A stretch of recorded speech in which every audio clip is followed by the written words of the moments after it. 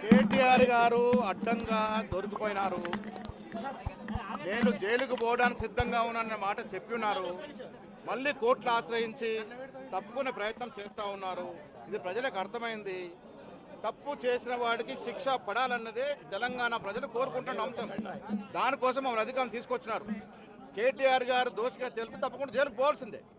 Supreme court పోయినా ఎక్కడ పోయినా దాంట్లో మాత్రం తప్పిదాలు జరిగినాయి. ఫార్ములా ఈ కార్ రేస్లో తప్పిదాలు జరిగినాయి కాబట్టి శిక్ష తప్పదు. కేటీఆర్ గారు అడ్డంగా దొరికిపోయినారు. నేను జైలుకు పోవడానికి సిద్ధంగా ఉన్నానన్న మాట చెప్పి ఉన్నారు. మళ్ళీ కోర్టులు ఆశ్రయించి తప్పుకునే ప్రయత్నం చేస్తూ ఉన్నారు. ఇది ప్రజలకు అర్థమైంది. తప్పు చేసిన వాడికి శిక్ష పడాలన్నదే తెలంగాణ ప్రజలు కోరుకుంటున్న అంశం. దానికోసం మమ్మల్ని అధికారం తీసుకొచ్చినారు. కేటీఆర్ గారు దోషిగా తెలిస్తే తప్పకుండా జైలుకు పోవాల్సిందే. సుప్రీంకోర్టు పోయినా ఎక్కడ పోయినా దాంట్లో మాత్రం తప్పిదాలు జరిగినాయి.